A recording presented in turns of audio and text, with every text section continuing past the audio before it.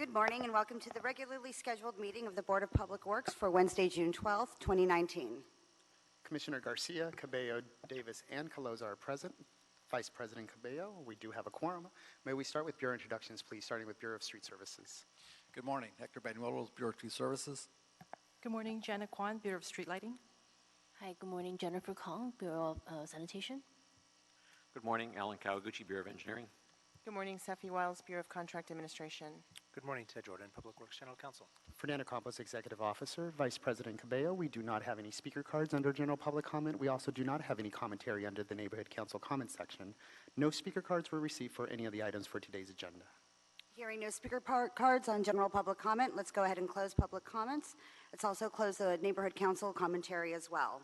That takes us to our first item of business, approval of the minutes for the meeting of Friday, May 3rd, 2019. Is there a second to my motion to approve the meeting? Seconded by Commissioners Davis and Garcia. Without objection, those minutes are approved.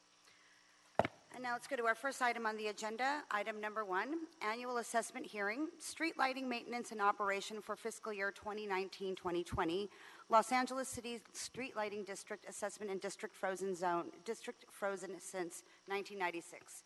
Recommending the board consider any protests or appeals and notify the outcome to the Los Angeles City Council for its consideration to its scheduled hearing on June 18th, 2019.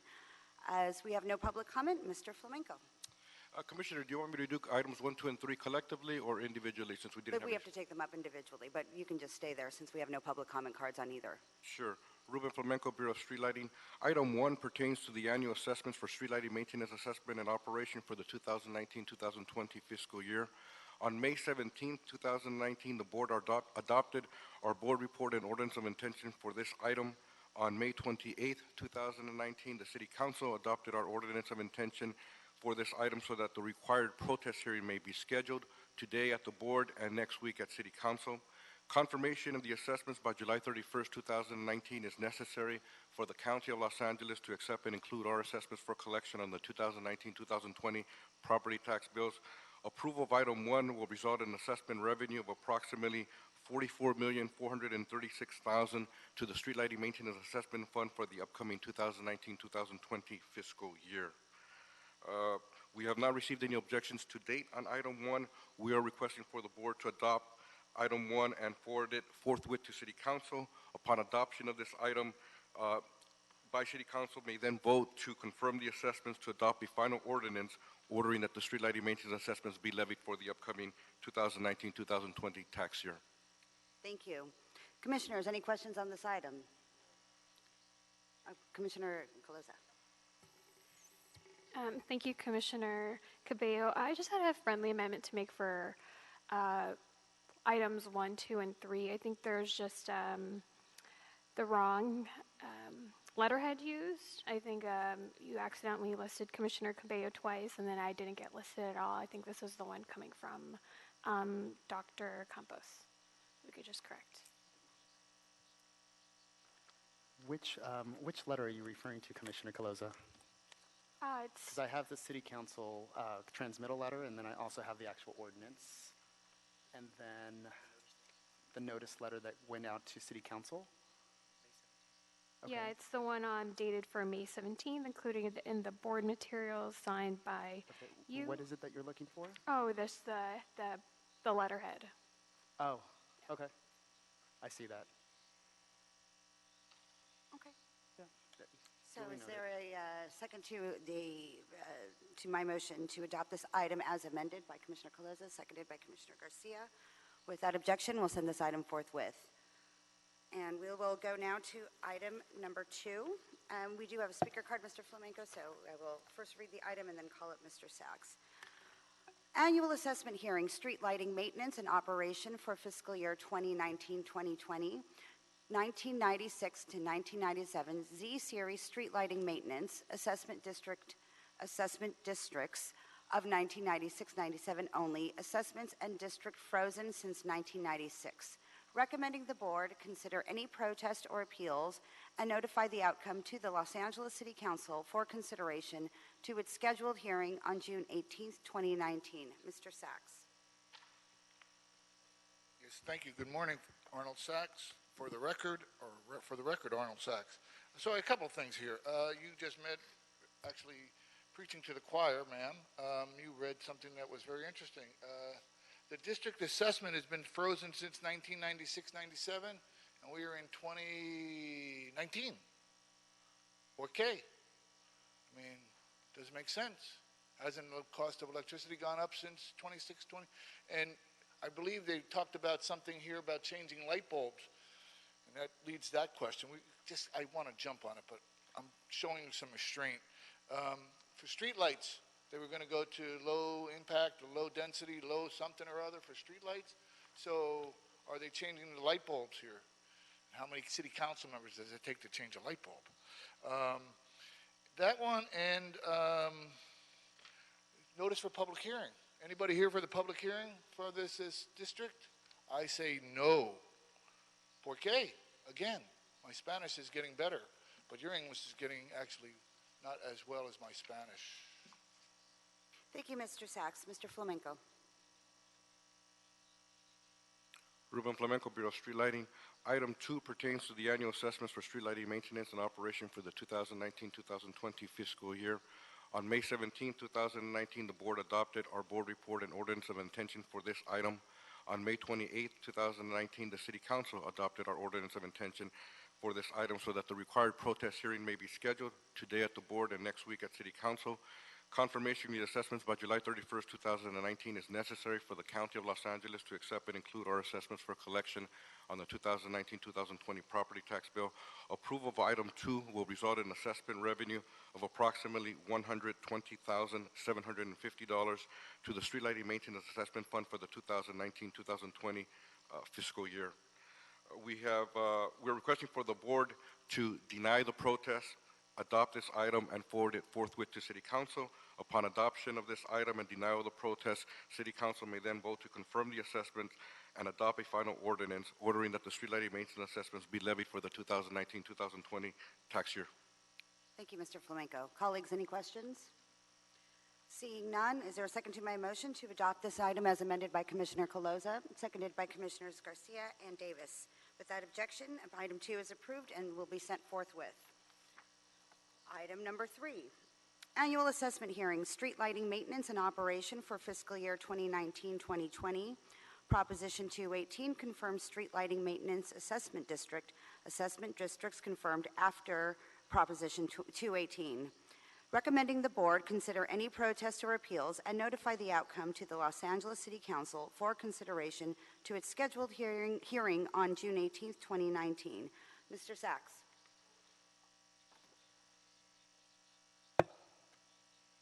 Yes, thank you again. Arnold Sachs for the record. So this is Proposition 218 for this street lighting district. The other two street lighting districts you heard haven't been changed since 1996. When was Proposition 218 enacted? I really don't know, but I know it was after 1996. Por qué? And the amount of money, okay, so I heard the gentleman mention that they're going to get let's say $121,000 for the street lighting district in number 2. That comes to about $10,000 a month. 12,000 times 10, 12 times 10 is 120,000, something like that, I think. My brain is having a cramp. So how big is the street lighting district? At $10,000 a month, is that a good price? Is that a bad price? Is that a fair price? Is that a low price, a high price? Who kind of like looks into this?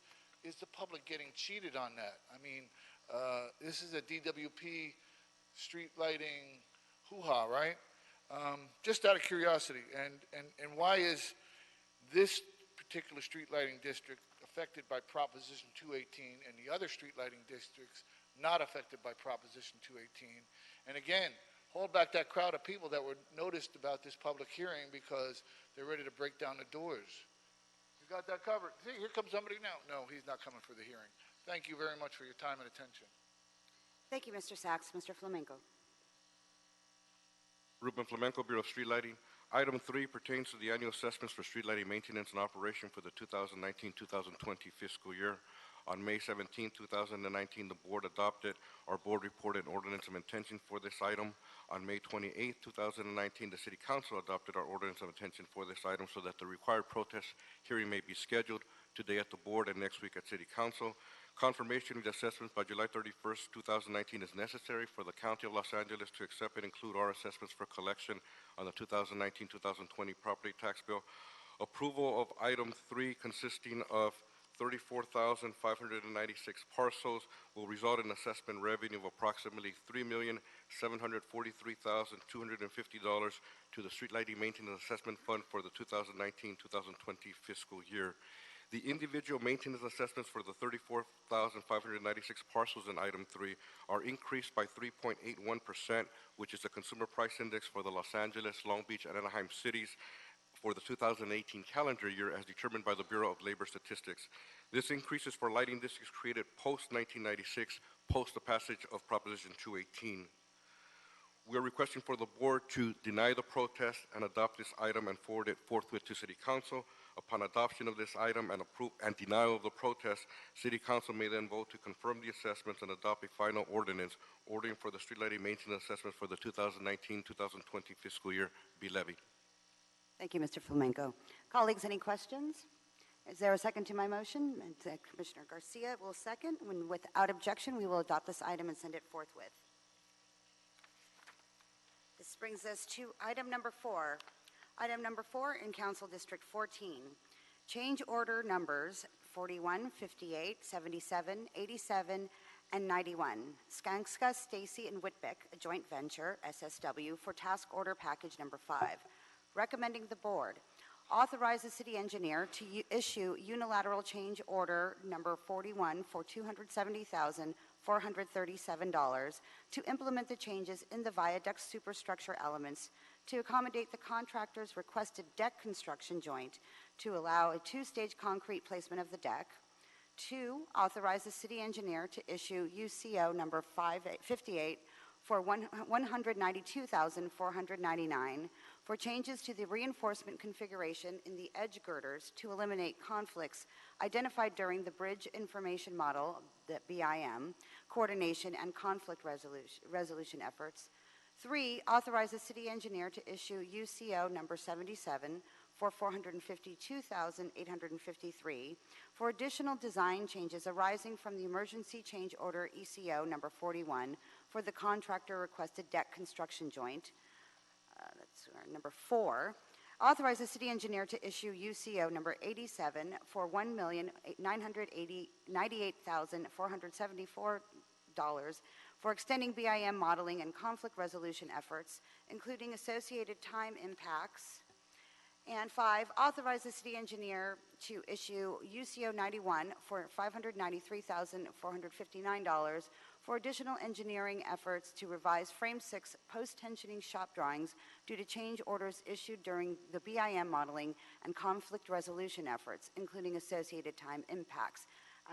Ms. Ellen, we do have a speaker card on this. Mr. Sachs.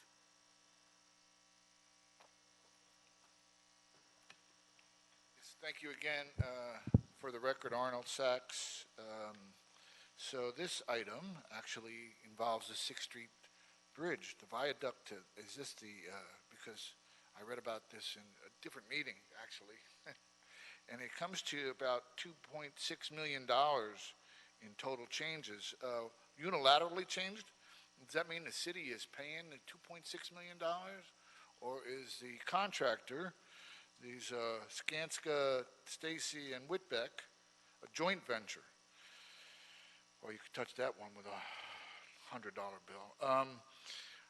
Are they paying?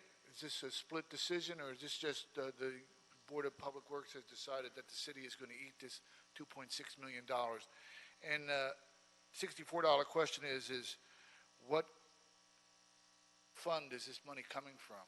Is it general fund, or is it another fund, or maybe, who knows? And I apologize because I meant to ask that question at the Budget Committee hearing, and all they did was have closed session items, and I'm going to jump on that at City Council today about the different funds that we have in the city. But That closes my argument on this item. Thank you. Thank you, Mr. Sachs. Ms. Allen.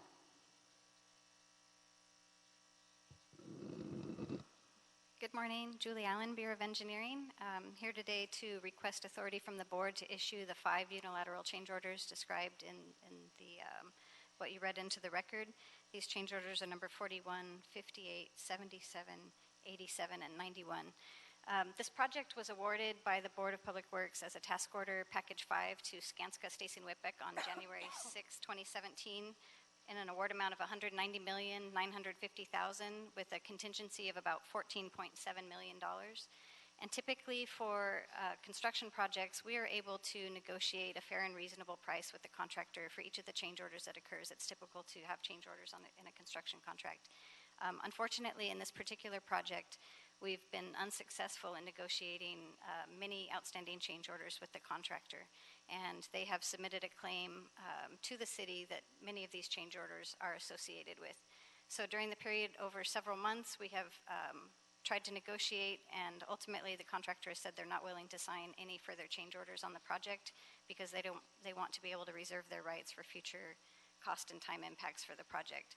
So the reason the city is requesting authority to issue unilateral change orders is because work needs to be performed on the project, and we need to have a mechanism for both the contractor and their subcontractors to get paid for the work. So the unilateral change orders are based on the city's fair and reasonable estimate of both the cost and time impacts associated with each of the change orders that's described in detail in the report, and it'll allow the contractor to proceed with the work and for their subcontractors and themselves to get paid for the work. Otherwise, the work would be unpaid, or they may stop proceeding to implement the change orders for the project. So at this point, the total of the 5 change orders is $2,607,722, which amounts to 1.37 of the total contract price, and the contingency for the change orders is $14.7 million. So even with these change orders included, we're at about 2.27 total change orders for the project, which is well within the contingency that we have available in the funding for the project. We also have provided a revised funding table. Several funding adjustments have occurred since this project was awarded 2 years ago. And so the funding table that's included on page 7 of the report represents the current funding allocation for the project. I'd be happy to answer any questions that you have about the specific change orders or about the process itself. Excuse me. Thank you, Ms. Allen. Commissioner Davis. So in terms of finances, we get this money from our contingency fund, and we initially had $14 million for contingency. Correct. And this current proposal before us is in the ballpark of $2 million. 2.6 million, correct. About 2.6 million. Now, in terms of the change orders in and of itself, you mentioned our practice is that we try our very best to negotiate it, obviously, in the best interest of the city. And I'm not understanding that public safety is certainly a major issue for prime contractors, that they will certainly insist that what they're proposing to us is what the cost is for these contingencies. And you've mentioned that we were not successful in negotiating in these particular, what is it, 4 or 5 contingencies? 5, correct, before the board today. Did we agree with the issues that have been presented on the contingency? Obviously, between our engineers and theirs, did we agree with the contingency issues that they presented to us? The scope of work has been agreed upon by both parties, and in many cases we've even agreed on the actual quantities that have been changed of the rebar or the other elements that are associated in the change. However, even when we agree on the actual scope of work, they will not sign the change order. They have not agreed to limit themselves to obtain future cost and time impacts associated with any of these changes. So the scope is agreed upon by both parties. It's really just the cost and time impacts that they're entitled to that we're in disagreement. While we have a mutual agreement on the scope of work on one hand, on the other hand, they're saying that financially they cannot endure a lesser cost than what they've indicated for the agreed upon changed scope of work, correct? That's correct. They are asking for a higher cost, or even if they're not asking for a higher cost, they're not willing to sign the change order, saying that whatever cost they agree to now isn't going to change later. So they, in some cases, were in a disagreement on the actual cost impact associated with the change. In some cases, we agree, but they say, well, we never know, something may happen later, and we want to have the opportunity to come back and ask for more money later. And so we're not willing to sign that this is the full and final amount we agree to. Okay, all right. Thank you, Commissioner Davis. Commissioner Garcia. Thank you, Vice President Cabello. Julie, are these unilateral changes something common we do? In my experience, I have maybe one or two per project, that because there's just a disagreement on a certain scope of work that we can't agree on the final price or we can't agree on the scope, and we'll issue a unilateral change order. It's not a common practice.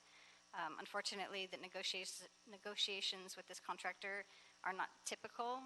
They've been very difficult to work with, difficult to negotiate with. We've worked at a staff level with them. We've elevated it both to the deputy city engineer, the city engineer. He's working with the president of the Skanska Civil, and they're still not able to achieve an agreement. So this is not a typical contractor relationship that we have, unfortunately. So I'd say it's representative of a very atypical process that we have to implement. Thank you for that. It sounded weird because I had never seen this, and I've been here now almost a year and a half, and I've never seen any time. So what do we, is the contractor here, by the way? No, I don't believe so. I did notify them of the hearing, and they're aware of it, but I don't see anyone here. So how do we enforce what because we are the ones, the paying, right? We're paying our contractors, right? So how do we enforce what we know we should be doing for our city project? How do we make that happen? Other than doing this, I know that this is one way. The way that we can enforce, you mean as far as these change orders Right. go? So it's in the city's best interest to, if we feel that there's entitlement for cost and time, this is our mechanism to make sure that they're not being harmed by lack of action on the city's part, to make sure that they have a means of getting compensated. So this is our means of saying, we have given you the fair and reasonable compensation. We can back it up with all the analysis and all the estimates and everything to explain how we came up with that price. And their remedy, if they do not choose to accept our final amount that we give through the unilateral, is to then either come back and appeal it to the board or the disputes review board, or ultimately file a lawsuit and show that they are entitled to more compensation than what the city has fairly provided to them. Okay. But they will complete the work. It is an executed change order, and it does give them final direction to proceed with implementing the changes. Okay, good. That's what I kind of wanted to hear. Thank you. I think we're here to support anything that your department feels that we should kind of work with this contractor. It doesn't sound okay that we have a contentious relationship with somebody that's building one of the biggest projects we have in the city.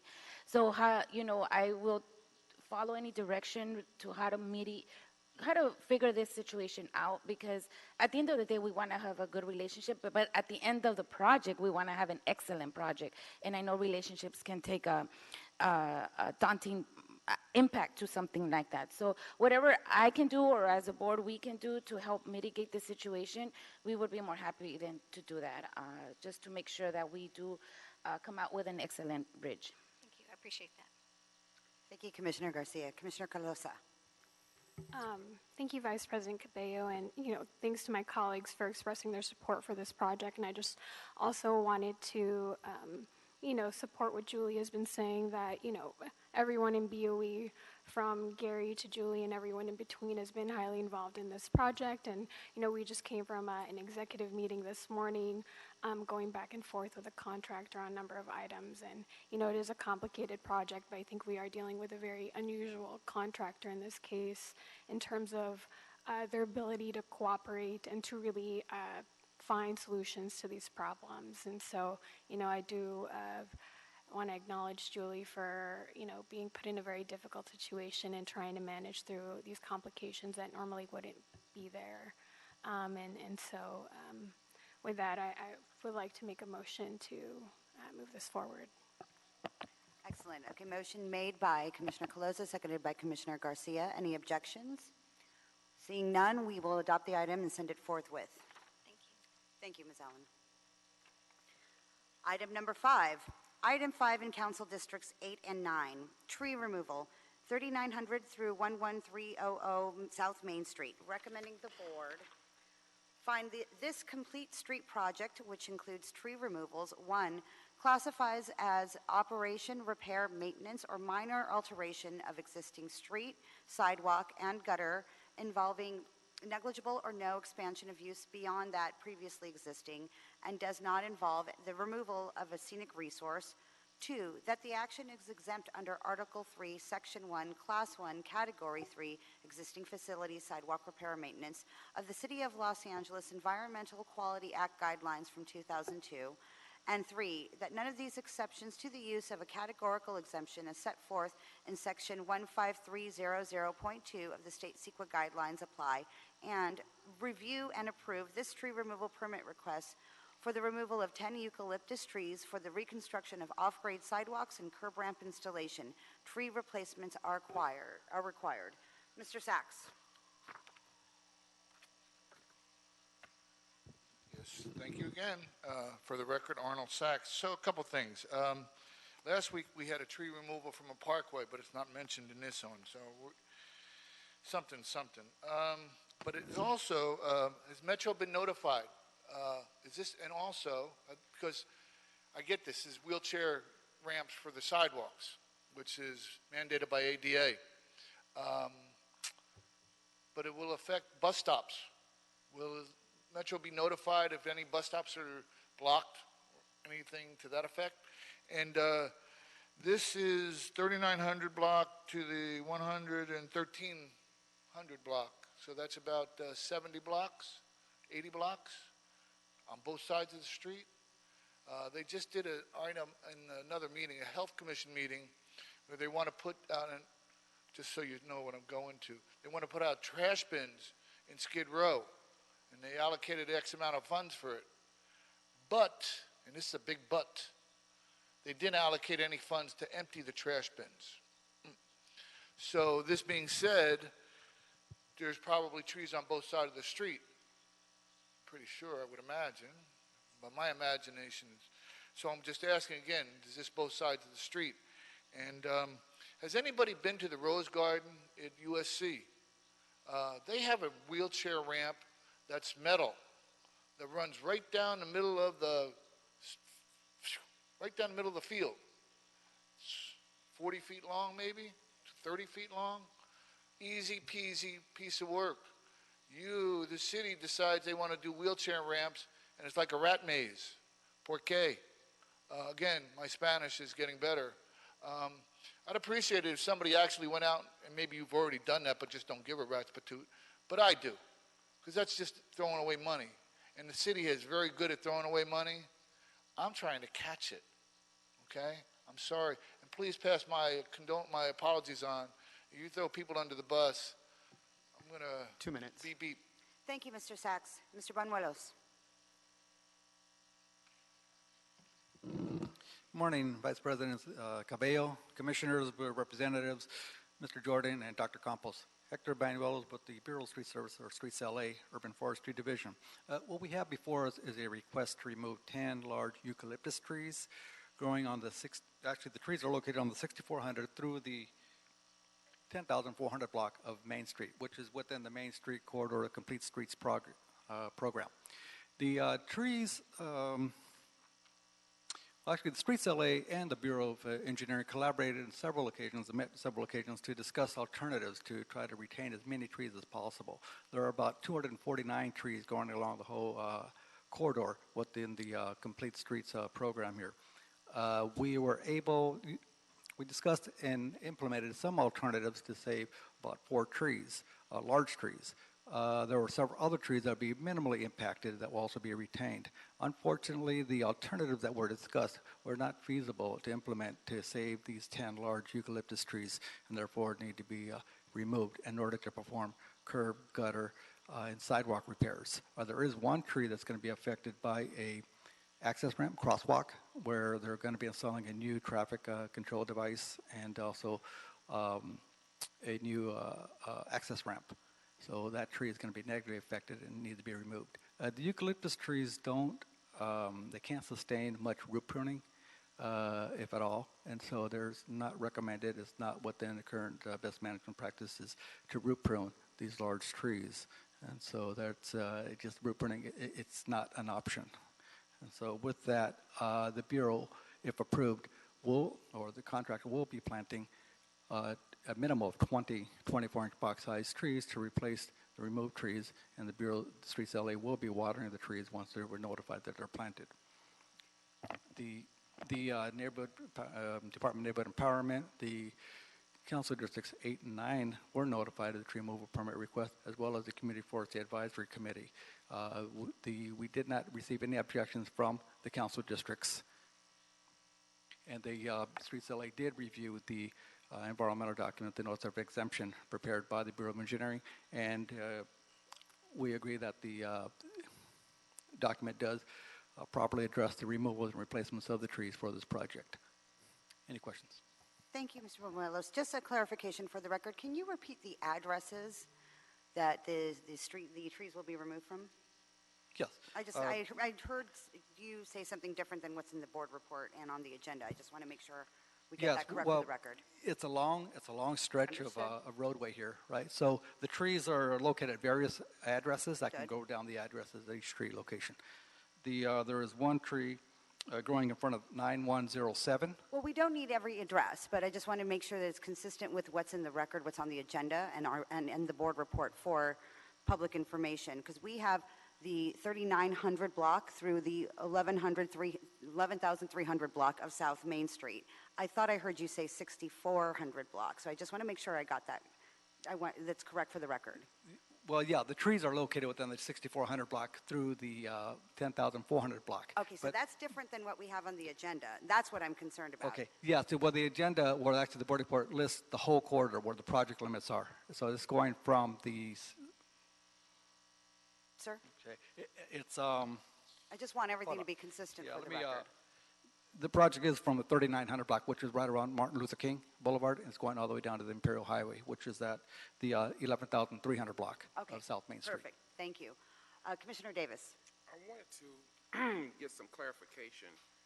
There are 10 trees that will be removed, and we have a 2-to-1 policy as it relates to this particular project, correct? That's correct. And in terms of where we're going to place the trees, the Bureau of Engineering is going to be responsible for the tree replacement, planting the tree replacements. Their contractor is going to be responsible for replanting the tree, as far as I know. Yeah, that's what I mean. And are we able to get all of the replacement trees, I guess that'll be 20 trees, in the area, in the region that we're removing the trees? Yes, the plan is to replant the trees at or directly adjacent to where the trees are being removed. And there is adequate space for us to do that in this area, correct? Yes. Okay. I want to make sure it wasn't a landlocked situation where, in fact, we weren't able to do that. The other issue is we will maintain the trees for the first year or 2 years, or how's that going to work? 3 years minimal for tree watering, yes. We'll be responsible for maintaining them for the first 3 years. Yes, that's correct. Okay, thank you. Thank you, Commissioner Davis. Colleagues, any other questions? Seeing none, is there a second to my motion to adopt this item and send it forthwith? Seconded by Commissioner Davis. Thank you, Mr. Benuelos. We'll go Thank you. move that item. Item number 6, in Council Districts 13 and 14, contract amendment, Los Angeles Conservation Corps, recommending the board, 1, authorize the Office of Community Beautification to execute a contract amendment with the Los Angeles Conservation Corps in the amount of $250,000 for improving existing median islands on Verdugo Road along Council Districts 13 and 14 border with drought-tolerant landscaping, and 2, authorize the President or 2 members of the Board of Public Works to execute the contract amendment after approval as to form has been obtained by the City Attorney. Mr. Sachs.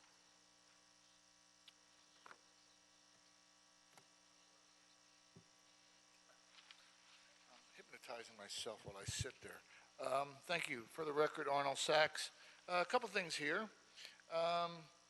$250,000 for the Los Angeles Conservation Corps, drought-tolerant landscaping. Will they be using potable water for this? I mean, I know that you had an item on your agenda a couple weeks ago about Hyperion where they were going to do something and some kind of water, and they were going to have two types of water. One was potable and the other was unpotable. I don't remember, but it was something. Do they use potable water to water these landscaping medians?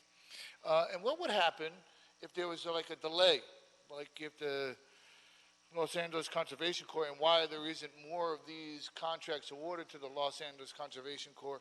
I believe that when you had the tree removal last week, somebody from the city department, one of the departments came in and said something about it being jobs, and it's always about jobs, but why is the Los Angeles Conservation Corps getting more of these contracts instead of going to outside companies, unless it's an outside company itself?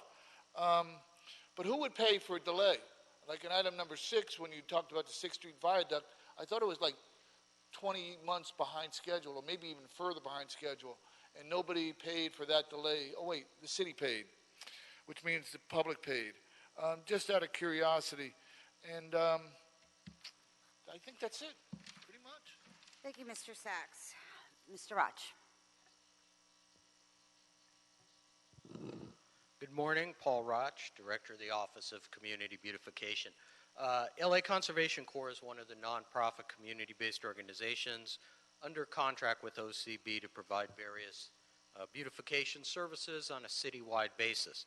The offices of Council Members Mitchell Farrell and Jose Huizar have jointly transferred some of their discretionary funds to the Board of Public Works Contractual Services account for median island improvements along Verdugo Road, where it serves as the border between the two council districts. So one side of Verdugo is CD13, one side is CD14.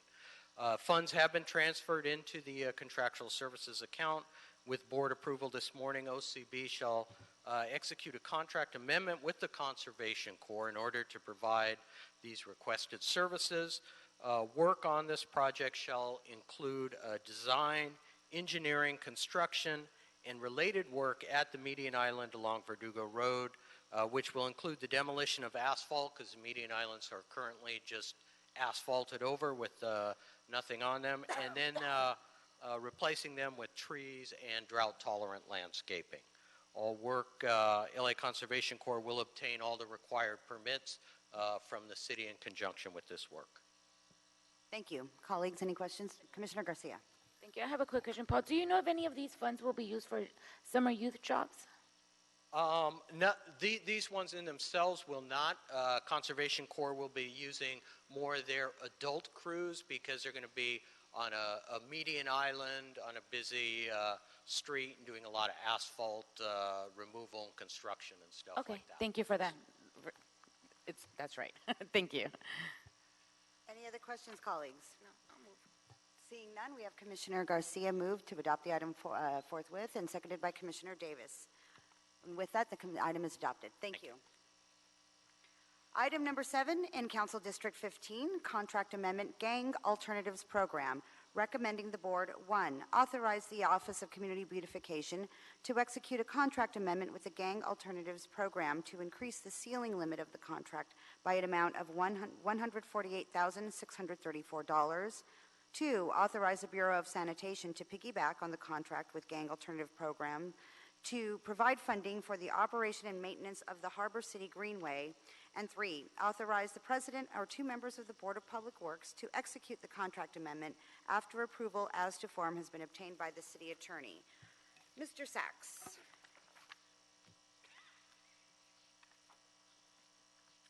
Yes, thank you. For the record, Arnold Sachs, and maybe if I had my gold card, I could just have free transportation here. Harbor City Greenway, I thought it was a Harbor Gateway portion. Is that maybe the county unincorporated area? Maybe I'm just confused. But no, I believe when Janice Hahn was, she had something to do with putting a youth facility for somebody who got killed, named it for a young girl who got shot in a gang crossfire type deal. But it was Harbor Gateway because that's what she represented. So it's a little different. It's the language again. And what exactly is a greenway? Is that a median also? And back to that, will they be digging up asphalt? Will they be, because that's pretty, they're going to be using a jackhammer, they're going to use some kind of equipment to rip up that asphalt. That stuff's just going to get into the air. People are going to breathe that crap. And then approval as to form. You know, I have a real problem with approval as to form. Is those forms available to the public? Shouldn't it, I always, you know, I see that at the county all the time, and I always ask the same question. I don't expect to get an answer. But shouldn't it be approval as to content? I could give you a form. Does it make sense? Well, it does make sense, but it's just plain wrong.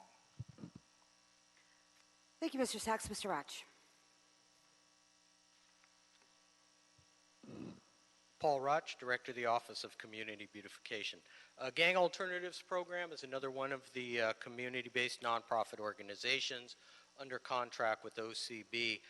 They have, for the past several years, been their services being utilized by Bureau of Sanitation to provide cleanup and maintenance services for the Harbor Greenway area, which is a sort of a landscape type of parkway that Bureau of Sanitation has put together.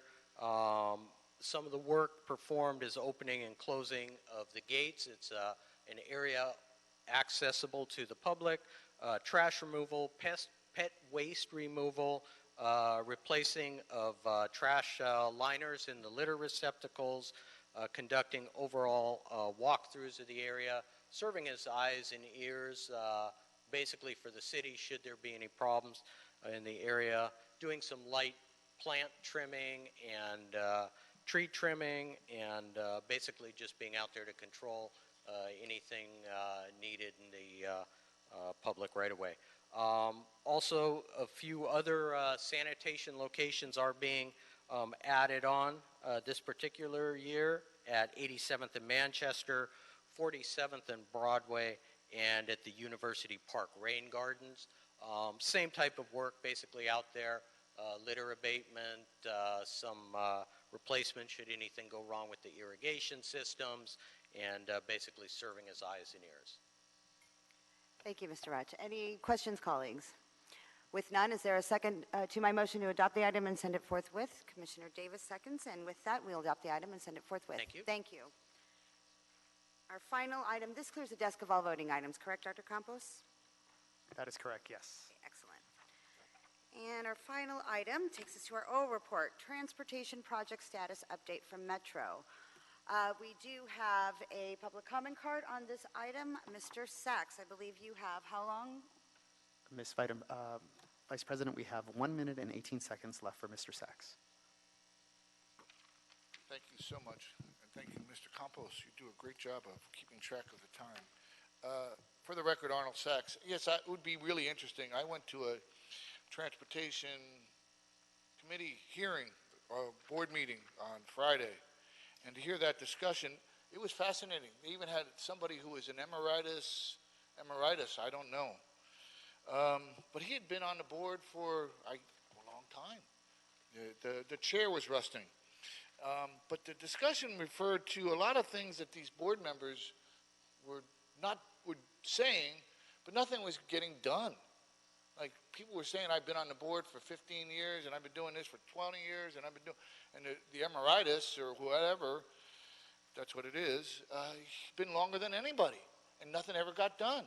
So it would really be, I'd like to stick around and listen to the transportation update from the Metropolitan Transit Authority, because they just do such fascinating work for the city and the county. I think my time is up. Thank you, Mr. Sachs. Mr. Clark. Yes, thank you, Chair and Commissioners. We have a lot of material. This is our quarterly update to the board. We have a lot of material, so we'll get right into it, and I'll ask our project managers to go through it, as our CEO says very smartly. So we'll start with Gary Baker, project manager on the Regional Connector. Good morning, Commissioners and members of the board. Happy to give you an update on the Regional Connector project. I can assure you that a lot is getting done on this project. The first slide you'll see, just to remind us that it's a 2-mile underground project that connects the Gold Line with the Blue Line and Expo lines. We are largely underground, and there's no continuing impacts right now with the traffic. Glad to kind of take you on a virtual photo tour of the project. Turning over to the next slide, beginning with our Little Tokyo station. If you remember, this is the first station that replaces the existing one and serves as a way to bifurcate the existing goal line. So you can see just a couple of construction photos there which illustrate the progress of work that's been done to date. So we're very pleased with the status of that as proceeding on schedule. Flipping over to the next slide is just one shot of the historic Broadway station. This is on 2nd Street between Spring and Broadway. This is the station, the very deep station that has a crossover cavern associated with it, and also a future overbuild development project. So there's a lot of coordination work going on here. Work is proceeding on schedule at this station as well. The next slide is an example, or is a photo of that crossover cavern that we worked closely with the Bureau of Engineering on during construction. It was very successful. You can see efforts have started there with the concrete lining work. This represents a big milestone for the project, a very complex area of the job, but went successfully. In fact, we completed it 1 month ahead of schedule.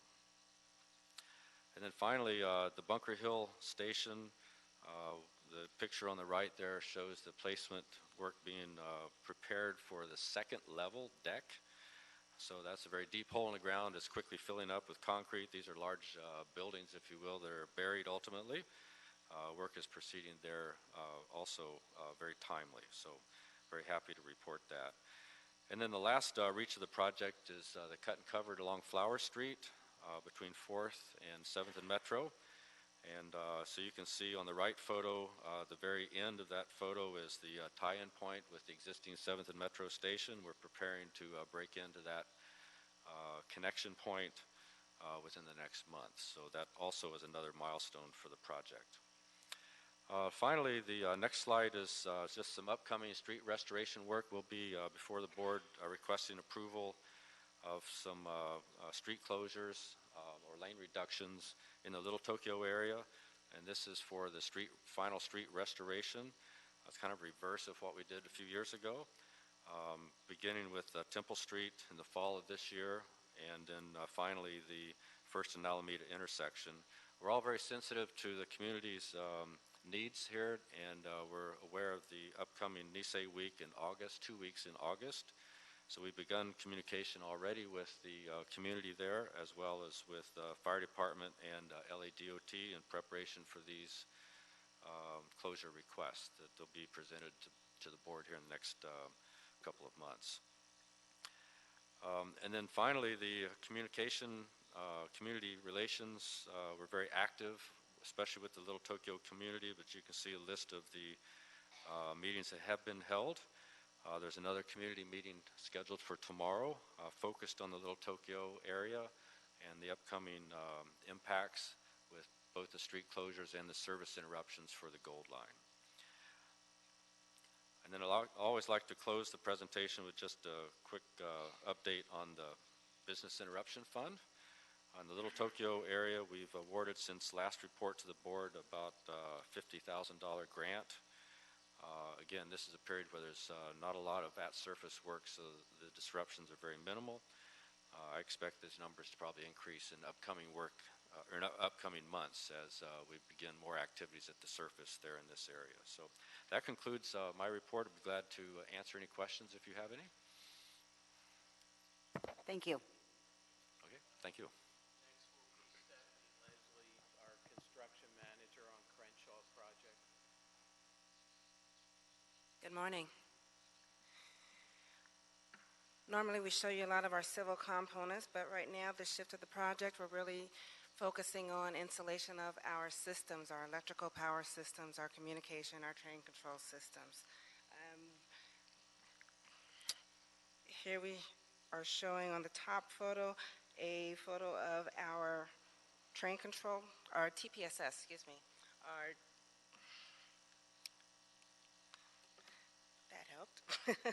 our traction power substation, and this is at the south end of the project at location 3 on Manchester. This is where we receive power from either DWP or Southern California Edison and then gets distributed among our system.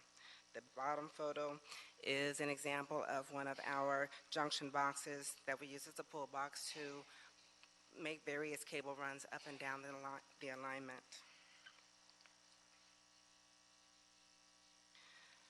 The bottom photo is an example of our OCS system. That's our overhead catenary system.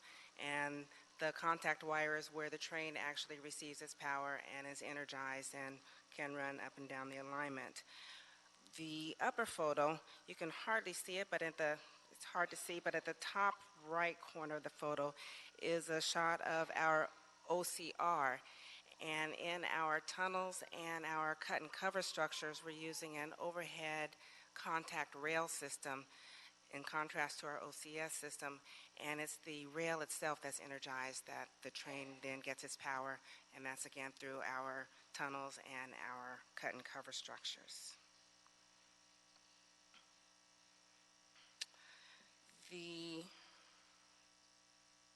top photo is an example of one of the traffic signals that we're replacing at various locations up and down the alignment, and we're pulling wire, pulling cable to that new pole.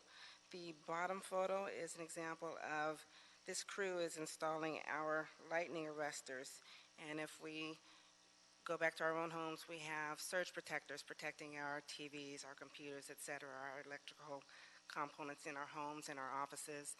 The lightning arrestor, very similar. It's like a surge protector on steroids. It protects our power systems up and down the alignment against possible lightning surges.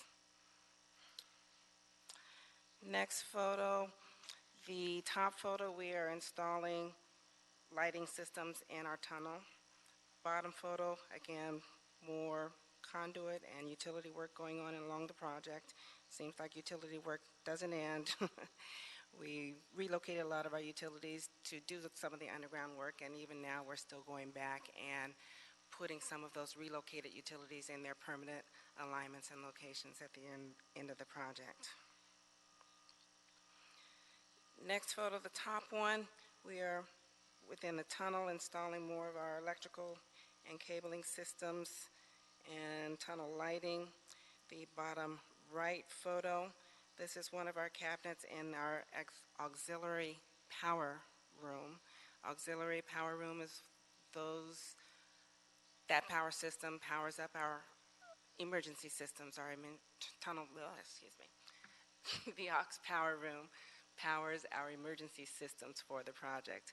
Our tunnel ventilation fan, our emergency light system, fire life safety, etc. And like I said, we've been pulling a lot of cables, a lot of wiring, doing our electrical work for the project, and here we're just terminating some of those cables in one of those cabinets in our aux power room.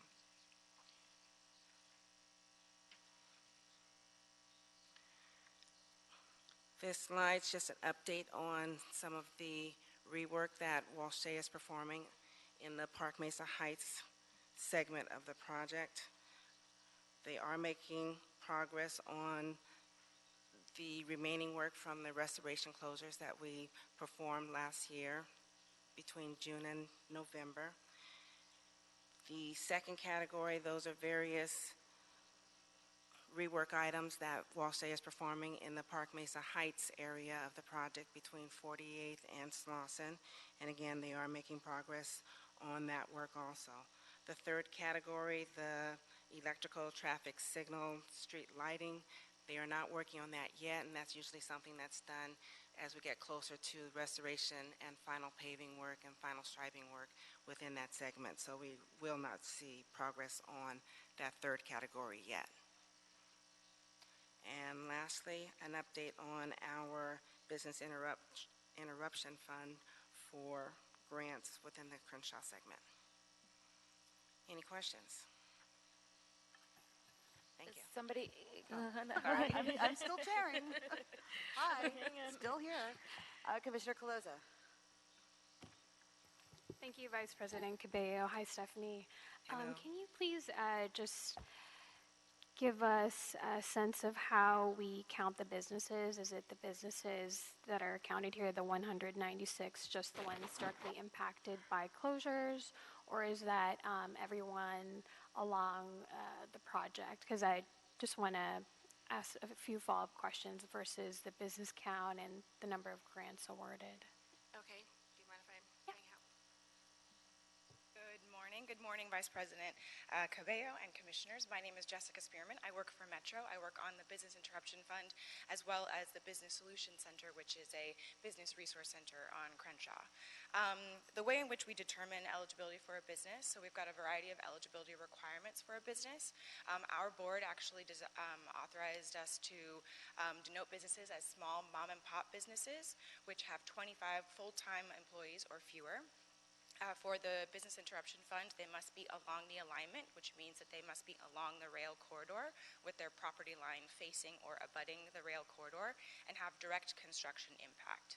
That can vary from a K-rail to fencing to actual construction equipment that's in front of their business, sidewalk reconstruction, a variety of things. And businesses must meet a variety of other eligibility requirements as well. But typically, those are some of the key ones. You have to be along the alignment. You will need to have been in business there for at least 2 years and have 25 full-time employees or fewer. Yeah, I wanted to ask about that specifically because Commissioner Garcia and I went on a tour recently, and I think we had some concerns, or I had some concerns about the impact of this project to businesses, and it seemed like a lot of those storefronts had been closed for some time. I'm not sure if it was as a result of our construction and the closures, but have we granted, or have we, I guess a better question is, are there any requests to be part of the Business Interruption Fund that we have denied or that Metro has denied? We've worked with the majority of the businesses along the alignment. Our program is a sort of one-size-fits-all program, to sort of say. Our program is not just for the Crenshaw corridor. It is also for the Regional Connector Project. That's the Little Tokyo area and formerly the 2nd and Broadway segment, as well as sections 1, 2, and 3 of the Purple Line. We do have to adhere to our program guidelines and our eligibility requirements.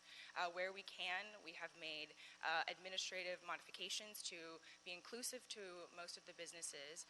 However, we do have to adhere to our guidelines as they have been authorized so that we can be fair and equitable to provide funds to multiple businesses along all of the rail corridors. I would like to point out, because I think you mentioned a business count for a number of businesses that have received and the number of grants.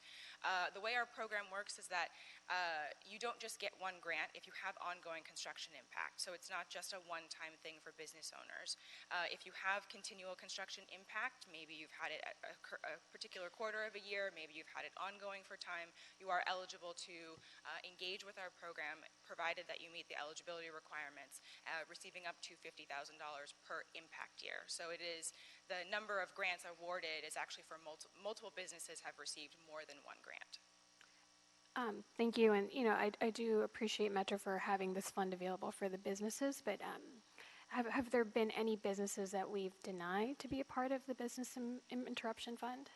Related to those that are along the alignment, yes, we've only denied 2 businesses per our eligibility requirements. That means those businesses applied, and there were only 2 that were denied. I believe it was related to their financial documentation.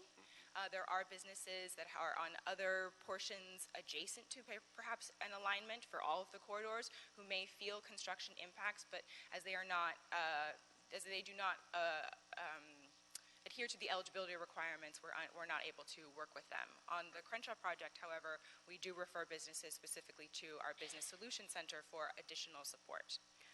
And is Metro aware of any businesses that have closed as a result of the construction the past few years and the interruption that has caused? Since for a lot of the closures, or even where equipment is parked, we're directly in front of businesses, and the sidewalks are being constructed or repaired, so people can't even get from the sidewalk to the door of that business.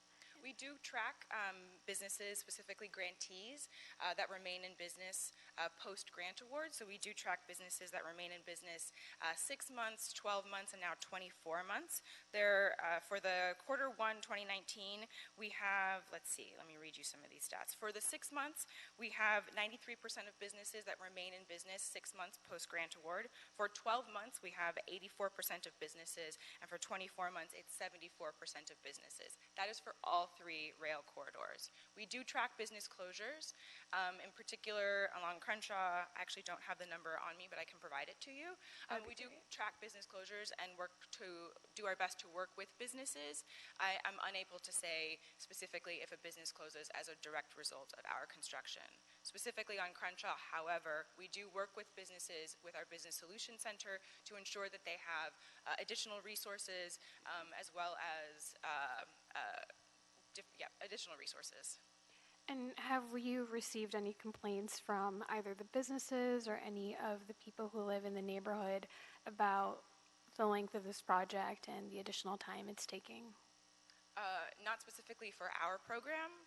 That would probably be something that would be more so relayed to our construction relations team. We do frequently engage with businesses and receive feedback on an ongoing basis, both positive and negative. However, I specifically related to the construction, I cannot say.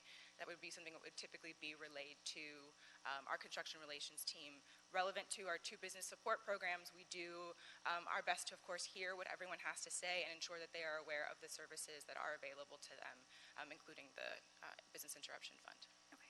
Is there somebody from the construction team here to provide an update on that? If you received any complaints? I think it's fair to say that we have received complaints. On each project, we keep a construction relations group who is responsive to those complaints. Our goal is to finish the projects as soon as possible. That does take some disruption. Again, to be fair, there has been disruption on Crenshaw Boulevard. We've had some major closures. We have to come to this board to approve those closures, and we appreciate your working with us on that. That's all in an attempt to get the job done as quickly as possible. We're projecting to open Crenshaw to the public and the riders in the fall of 2020, and that's a big focus on that.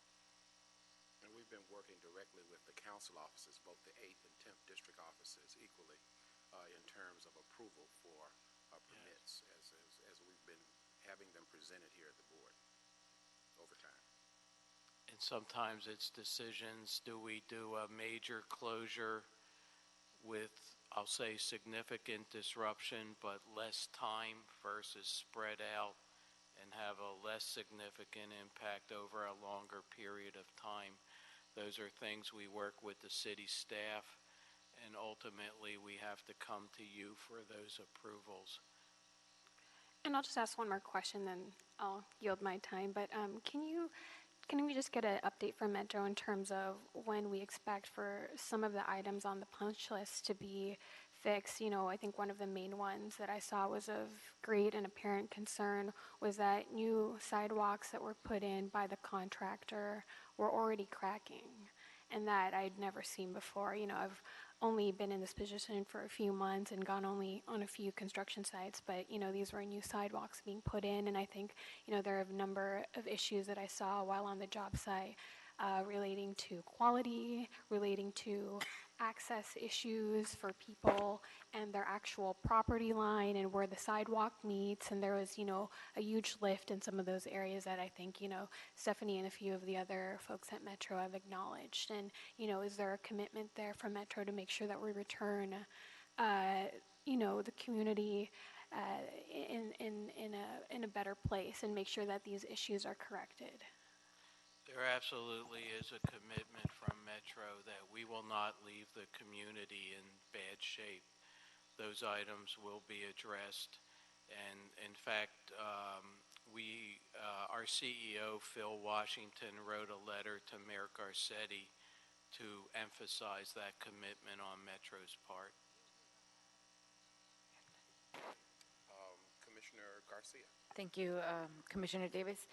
I have a couple of different questions, but I want to ditto my colleague, Commissioner Calosa, on especially the streets and the sidewalks and being sensitive to our resident needs, because I think, doing a Band-Aid job right now is hurting our city residents.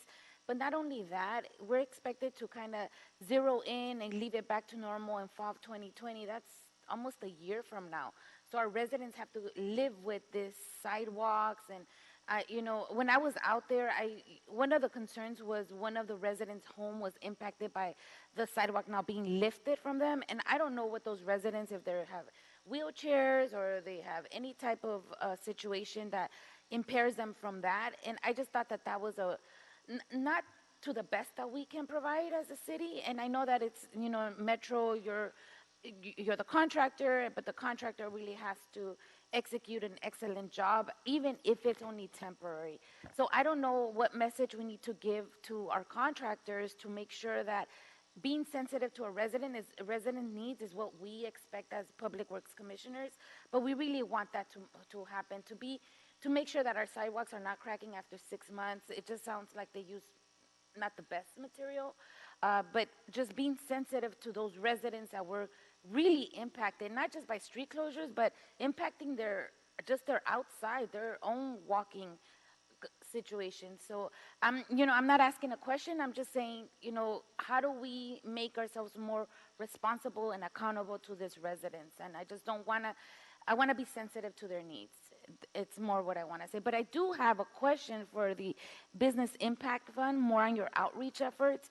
My question is, on your outreach efforts, are you guys proactive, or are you, when you see a business impacted, or do you wait for the businesses to come?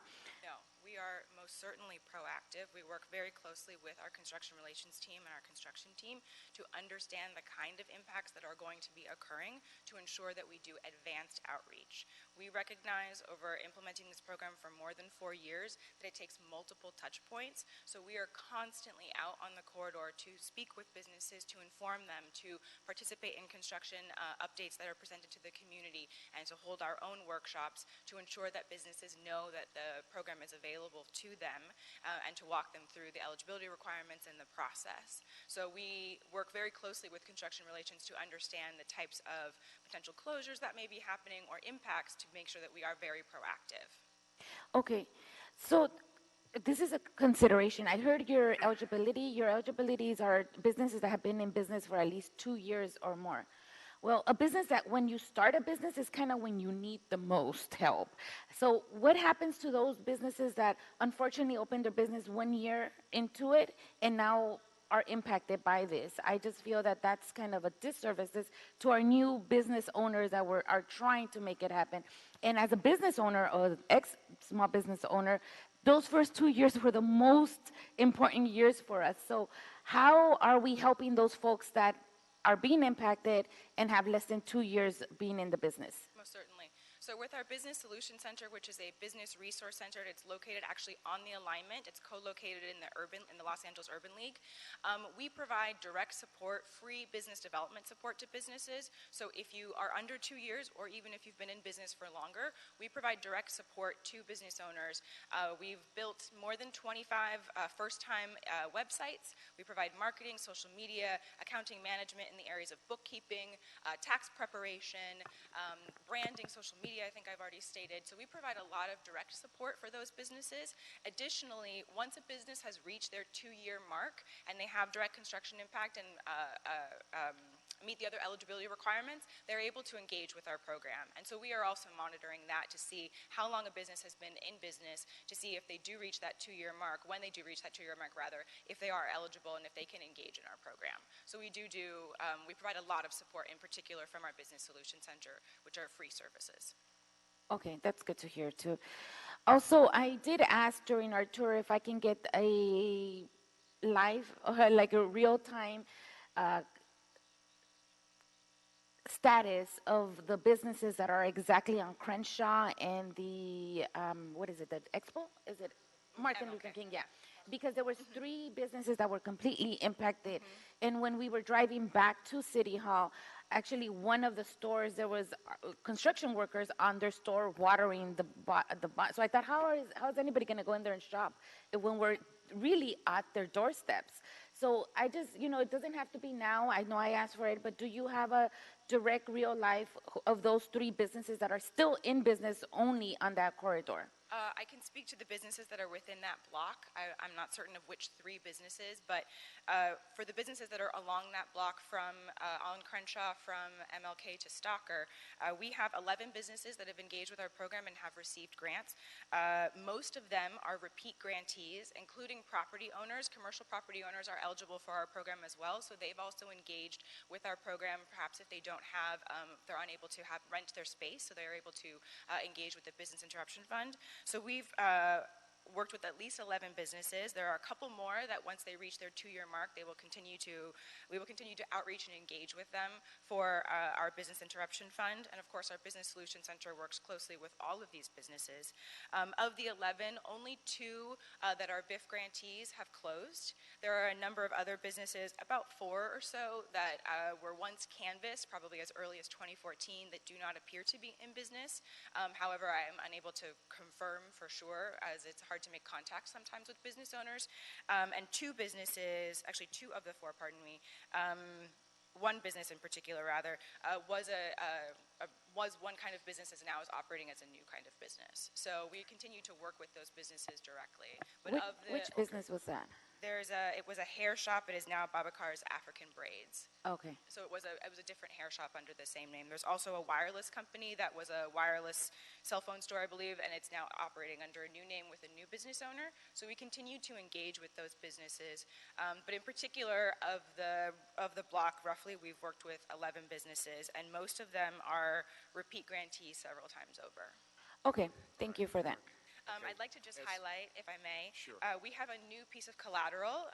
Every 2 years, this is actually our second one, we release a small business report. This provides an update about our programs and our work that we've done over the last 4 years, including featuring business testimonials and photographs of the small businesses along all of the rail corridors. I'd like to leave some copies for you. Thank you. I want to also say that I know that Mayor Garcetti, as a member of the board, has been very instrumental in the implementation of the business fund, particularly in the Crenshaw area. And I'm very glad to hear today that not only do we enforce what the rules, the regulations, and the criteria for being eligible are on one hand, but that we are also on the other hand providing technical assistance to help shore up the information needed for small businesses so that in fact they can get eligible, or that they can realize the potential that we might have to provide assistance to them. So thank you for that. And before we conclude Crenshaw, I want to ask, since the last quarter, how do you assess our relationship on the punch list items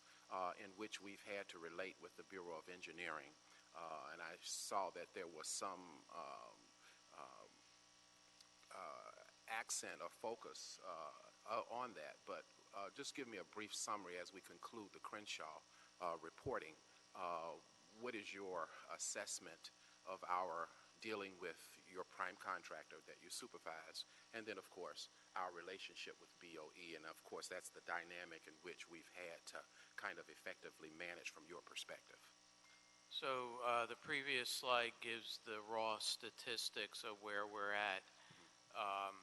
We have made progress. I'll say it wasn't too long ago we came to this board and all the numbers were 0. I will assure the board that this is a high level of focus of Metro, the contractor, and the city. In fact, last Wednesday, the 3 parties spent all afternoon with a facilitator to specifically talk about these issues and how we move forward. We are moving forward. It's some of the items are challenging technically, but we're working. I think everybody's working, I'll say, well together. There might be some concern about the pace of the progress, and I understand that. But from Metro's point of view, and I will also say the city and the contractor, everybody recognizes the importance and criticality of these issues, and nobody is taking it lightly. And I would, So you would assess that since the last quarter, we've made some measured progress in our relationships with both the prime contractor and addressing these punch items, as well as being able to communicate effectively with the the Bureau of Engineering about their concerns of those items identified. Is that? I believe that absolutely. And I guess what I'm asking you, are you more satisfied this quarter than you were last quarter with that issue? Yes, I am, because last quarter the statistics mainly showed zeros, and now there is progress being made. It continues to be made, and again, everybody is communicating. You know, I always say when communications stop, that's when problems occur, and all three parties are talking in a professional, collaborative way. Thank you, Mr. That's not to say there won't be a few of them that there's disagreements or challenges, but I think because we're all talking, we'll have a path to work everything out. Sure. Commissioner Caloza. Okay, I said I wouldn't ask one more question. This is the last one, I swear. But since you gave the report from last quarter, and I'm glad to see that you guys are happy with the progress made by the contractor, but just looking at the status of the corrective work, and there's a number of items that both Metro and BOE seems like they've agreed that needs to be corrected by this contractor. Have we used some of the tools that Metro has to actually hold them accountable? Have you guys withheld money from them since they didn't complete the work fully from the last time you gave this report? Yeah, so Metro only pays for work that is actually completed. At the end of the job, if work is not completed, we hold retention, which is contractors' money that they expect to get returned, but that's something we would have available to us, that we would have the ability to not release that retention, and if they're not responsive, we could use that money to get another contractor to do the work. But I hope that we don't go there. I'm not expecting that we will go there. Contractually, the contractor has until substantial completion to complete this work, but they're working with us. They understand that it's in everybody's interest to get this done as soon as possible. But we do have tools. We hope we don't have to go there. And they know the importance of this, and they know the support the city has given us through the whole project. And you know, you get something, you have to give something. So this is we do want to be responsive to the city. And again, I think this was embodied in the letter that our CEO, my boss, Phil Washington, wrote to Mayor Garcetti, where he laid it on the line saying, no ifs, ands, or buts, Metro will take responsibility, and we will not leave this community in worse shape than we started with. Okay, thank you. And we're depending on you to do that. Thank you so much. Next,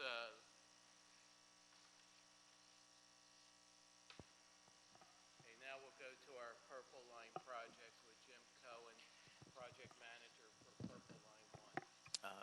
Good morning, Board. Jim Cohen, I'm the project manager for Section 1. Just a quick rundown of Section 1. 3 stations, about 4 miles of tunnels. Final design's 100% complete. The overall progress, I have an update, is now 50% complete. We actually had our halfway to La Cienega event at the La Brea tar pits on the 2nd of June. We had a little celebration to mark the 50% completion date. No change as far as the budget, and our target dates for revenue service haven't changed. This photograph series of slides is for La Brea Station. Again, a little update. TBM number 1, which shows is 94%, is actually complete. Yesterday, we broke through for our first TBM, mined all the way from La Brea all the way to Wilshire Western. So that mining is complete on there. And in about 2 weeks, TBM 2 should hold through at Wilshire Western. So sometime this month, both TBMs will have completed what we call Reach 1, La Brea to Wilshire Western. We'll then truck the TBMs back to La Brea and start tunneling towards the west, first to Fairfax and then to La Cienega.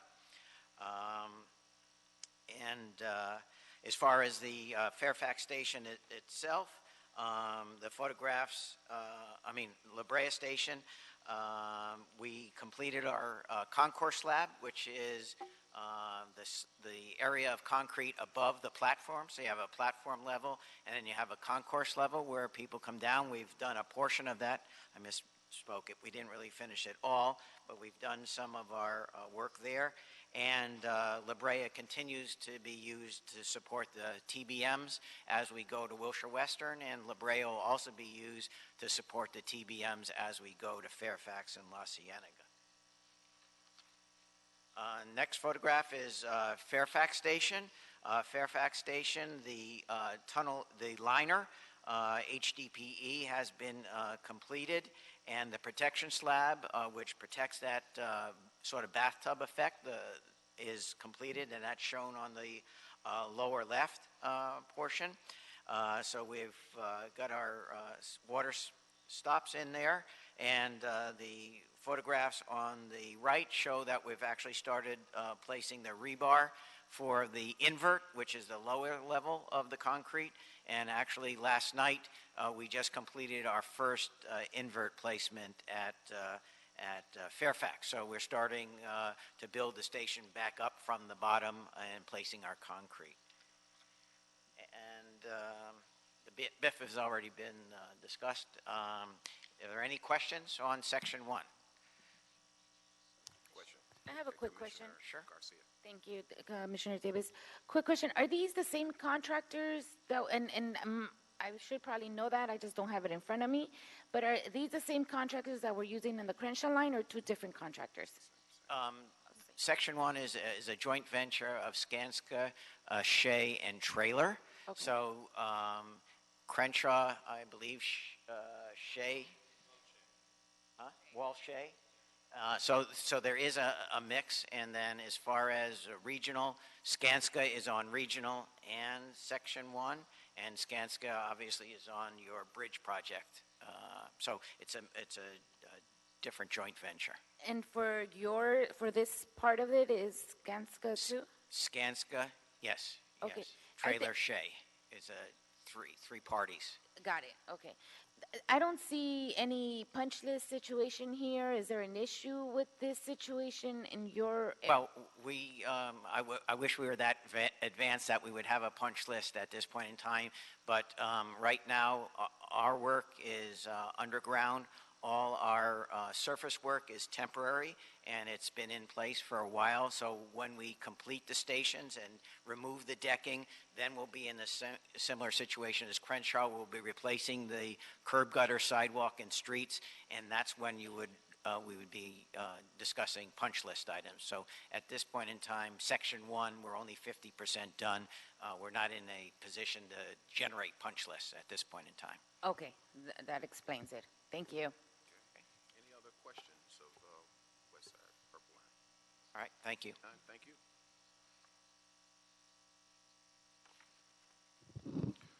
Good morning, Commissioners, Bureau Reps, Council, and Executive Officer. My name is Dan Camore. I'm representing Section 2 of the Purple Line Extension. As a reminder to you all on the screen, Section 2 is an extension to the west of the Section 1 Purple Line Extension, which Jim just talked about. There are two stations, one at Wilshire and Rodeo in the city of Beverly Hills, and one in the city of Los Angeles in Century City. The project's 2.5 miles, roughly, and we are currently reporting about 19% complete with the project. The forecast revenue service date has not changed. It's still in mid-2025. The next slide shows the area within the city of Los Angeles in Century City where the work is currently occurring. It shows the future station location in Constellation Boulevard, and it shows the other shaded areas along the periphery of Constellation where the contractor is using that area for work staging. There is one location just off of this slide to the north in Santa Monica Boulevard, where the contractor, and I'm happy to report, the contractor is working again on the Sawtooth bus layover facility in the center median of Santa Monica Boulevard between Avenue of the Stars and Century Park East. The next slide we'll see focuses on the work that's occurring on the easterly portion of Constellation Boulevard, where the majority of the work is occurring at this time. So the photo on the left is an aerial photo, obviously, of the current street closure in Constellation Boulevard, just west of Century Park East. The contractor has began excavation. What you're seeing there is a decked over street, and the picture on the right actually shows the excavation beneath the street, beneath the decking. They have excavated about 25 feet below the street there. This is the area from where tunneling will commence. Tunneling activities will begin later this calendar year. Currently, also to the west of this closure, AT&T and DWP Power are engaging in cable pulling and splicing of their facilities. We had done some previous advanced utility relocation work, and part of those relocations requires those two agencies to finish the cable pulling and splicing to restore service to the area once they're cut over. There's also, it's interesting, also on Monday, there's a tunnel tunnel boring machine unveiling in the field in Century City. It's a public event for the major stakeholders in the area. It's a celebration of the next milestone on the project. So it's a very exciting milestone, and we're excited to be there on Monday. The next slide just shows a little bit of some of the work that's ongoing at street level that you couldn't see from the aerial photo. On the picture on the left on the top is the large ventilation fans that ventilate the underground area under the decking. And then some of the other pictures show the work that's going on. As they excavate, they're encountering existing utilities that they have to suspend from the underneath side of the decking. And these pictures depict that. The next slide is just, I think we've already talked about this, the Business Interruption Fund activity for this project. And to date, we've granted 47 awards for a total of $1.3 million. If there's any questions, I'm happy to. Thank you, Commissioner Davis. I just had a quick question. Is this the same contractor as Section 1? No. Section 1 is a joint venture with Skanska, Trailer and Shea. Our contract joint venture is Tudor, Perini, and O&G Industries. Okay. Maybe in the next report that Metro gives when you come to board, is it possible, if I may request that you guys add the contractors for each project? That would be really helpful. Absolutely. Thanks. Any other questions of Section 2? Thank you so much. Thank you.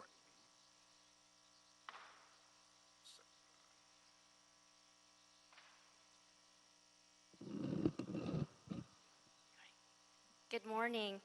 My name is Kimberly Ong, the project manager for Section 3, and that is the third and last segment of the Westside Purple Line extension. For those not familiar with the project, this is the last 2.5 miles of the extension with 2 underground stations in West Los Angeles, UCLA, and the VA. On the next slide is a project update, and for this project, I feel like we just started. For our tunnel contract, we're a little over 5 months since our notice to proceed. For the submittals going to the city with our tunnel contract, we're progressing the 85 and the 100% designs, and we have ongoing coordination with the SCE design approvals for the power duct bank installation, which is around the VA station location. And I do want to thank the city staff, especially LADOT and LABOE, for expediting those design submittals. When we were looking at our schedule, this is schedule-critical work, and in order to do that work, we need the approvals from the city. So the city staff have been tremendous, really accelerating their design reviews, and we appreciate that.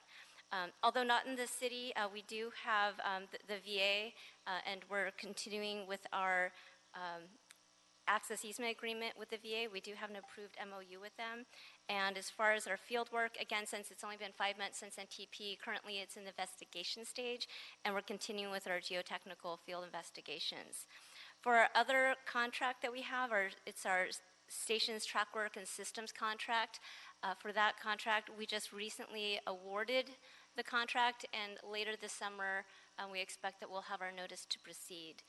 And the other work that we have is with our advanced utility contract. That work started in January of last year. We're finishing that up currently. We have our LEDWP water work. In the next coming weeks, we'll have a cut over where we have to shut off the water, so we cut over that water line to the work that we've installed. That will be coming up in the next week, and we expect to finish that this summer. We're 93% complete to date. And also we have other utility work that we have ongoing with LEDWP power and also communication joint trench with Verizon and Frontier. Our last slide that we have is for the Business Interruption Fund. In our board meeting in February, our board of directors authorized that Purple Line Section 3 also be included with this program.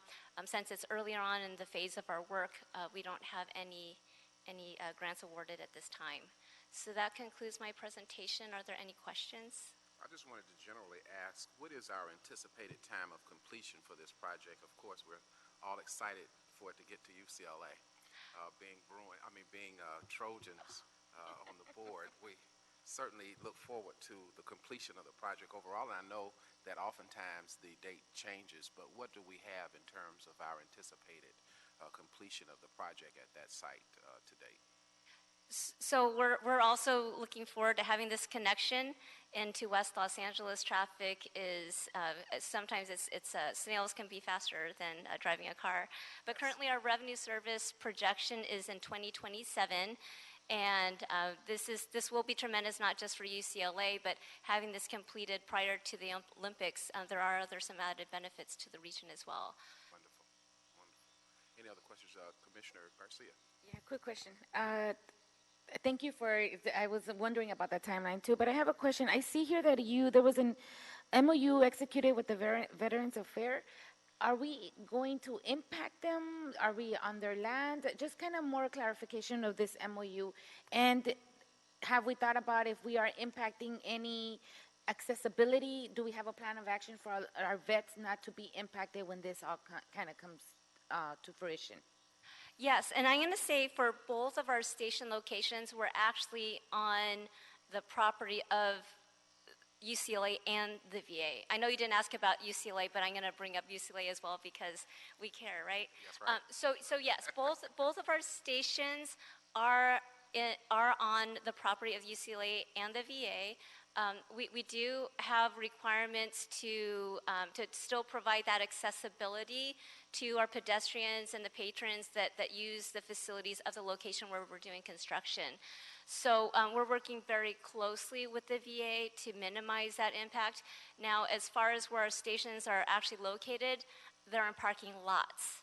So I'm going to say for this one, as far as directly impacting being able to access the hospital or buildings at UCA, we're not actually taking out those buildings, but what we are impacting are parking lots, but parking is also really important to the facilities for their operations. So we are working very closely with the VA for the alternatives so that the patients as well as staff will still be able to have access for parking in order to access the hospital. Thank you. Seeing none, thank you so much. Right. Thank you. So the last board presentation we did to you, you requested that we talk about the station we're building to interface with the airport's new people mover.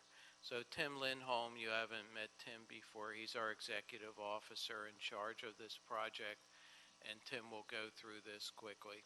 Sure. Thank you.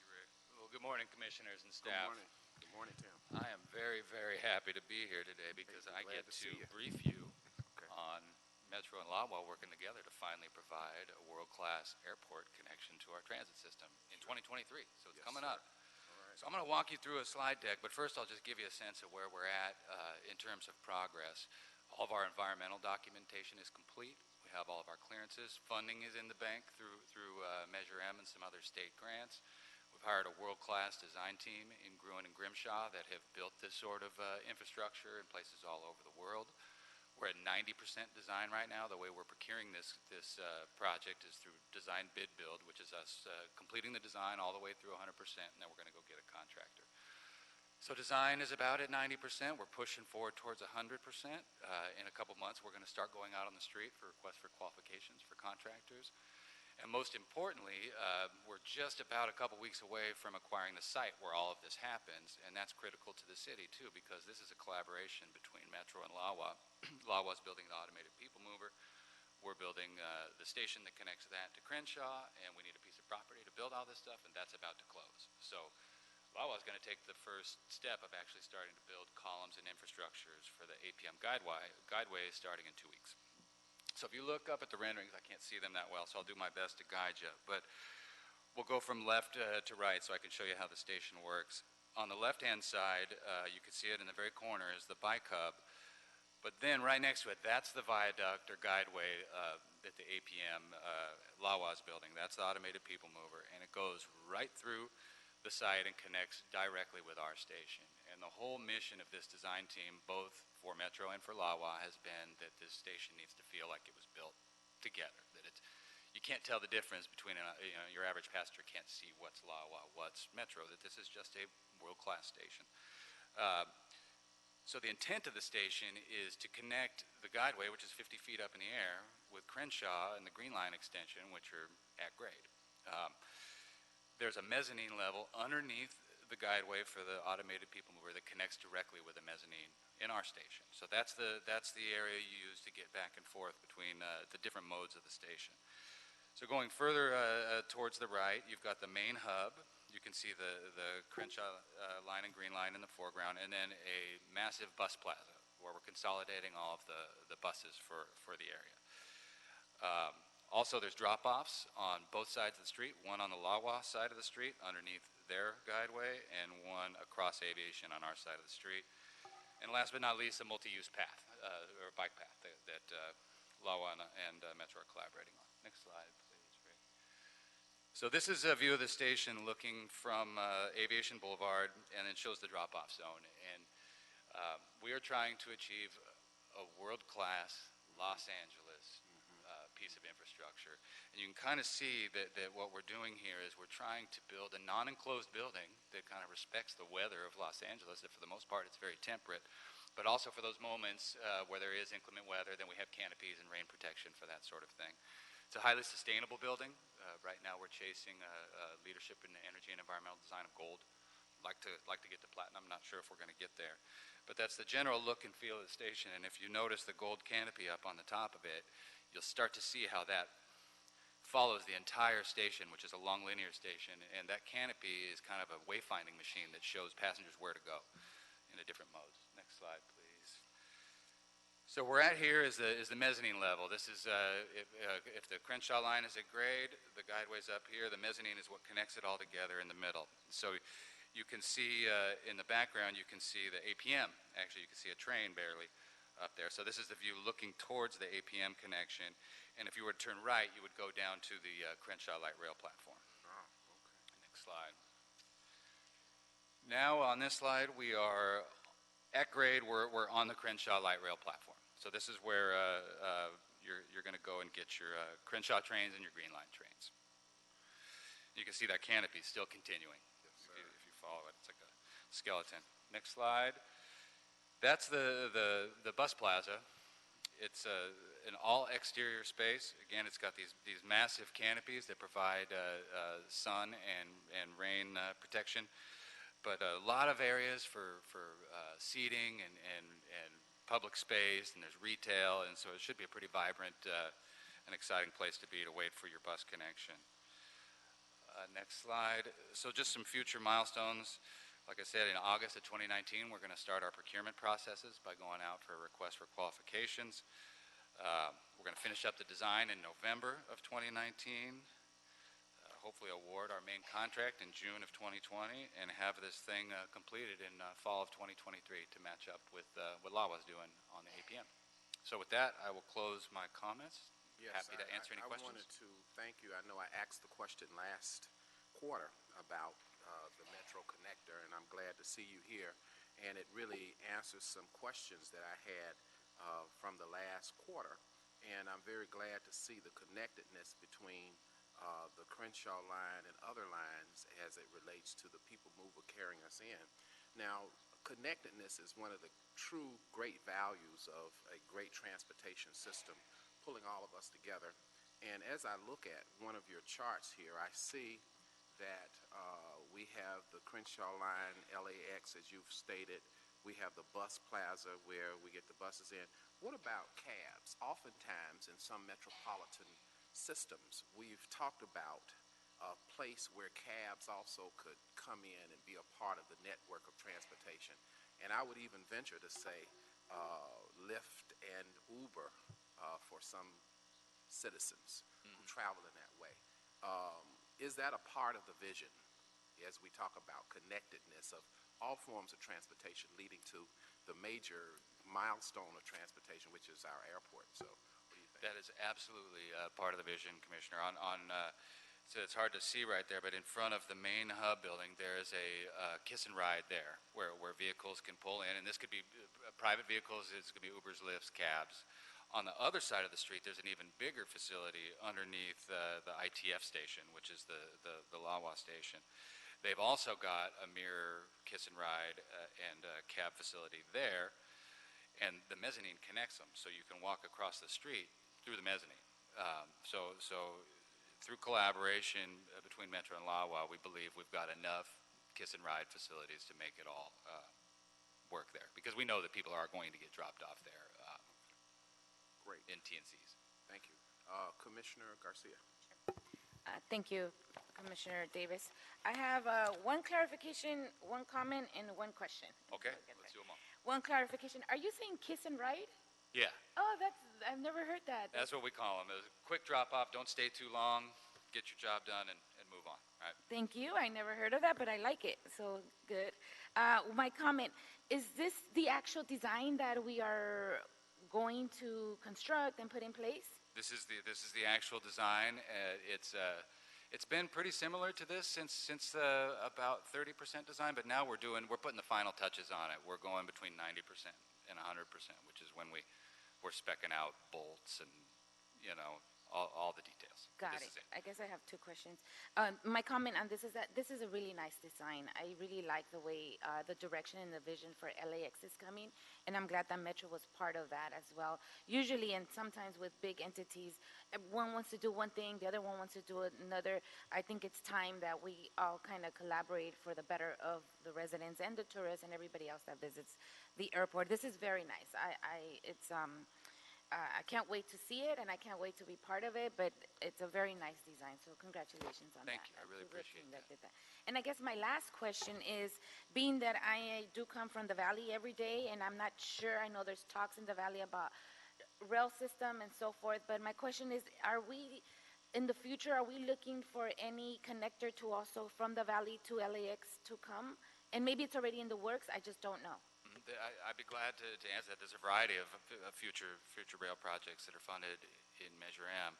The most applicable to the Valley, as it relates to connecting to LAX, is the Sepulveda corridor, which roughly traverses the 405. Is that the orange line? No, it's a new Sepulveda rail okay. corridor that we're pursuing. I believe it's in the first 10 years of Measure M, right? But that eventually, in future years, would extend all the way to LAX, and the station actually has a provision for that. Should that be a subway, it would have an underground connection directly into the automated people mover. Oh, very nice. So it's a long way off, but, Yeah. but those we're thinking about it holistically, thinking about everything we're going to be building over the next 30 years.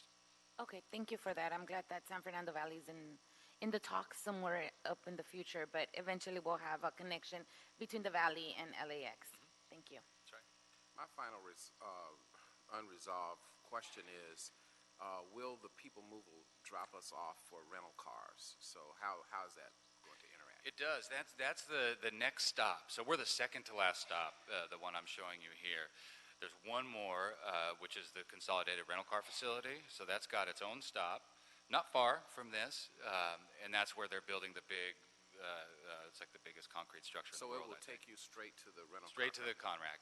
And Because all of those course, pieces. our competitor, I just was at a convention last weekend and got off in the San Francisco airport right to the rental car company. So I was hoping that we could do something similar.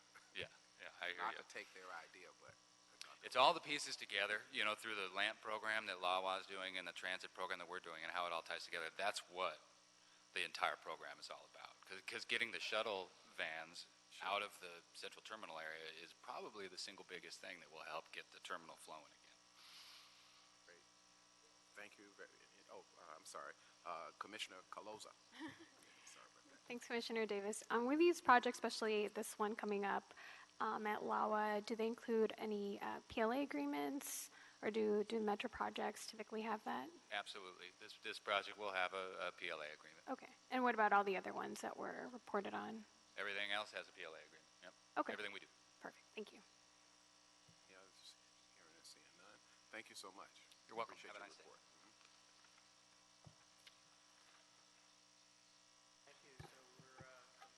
Thank you, Mr. Clark. We appreciate it. Appreciate your report, and we look forward to next quarter. Thank you. Dr. Campos, have we cleared the desk? Yes, you have. Thank you. We are now adjourned.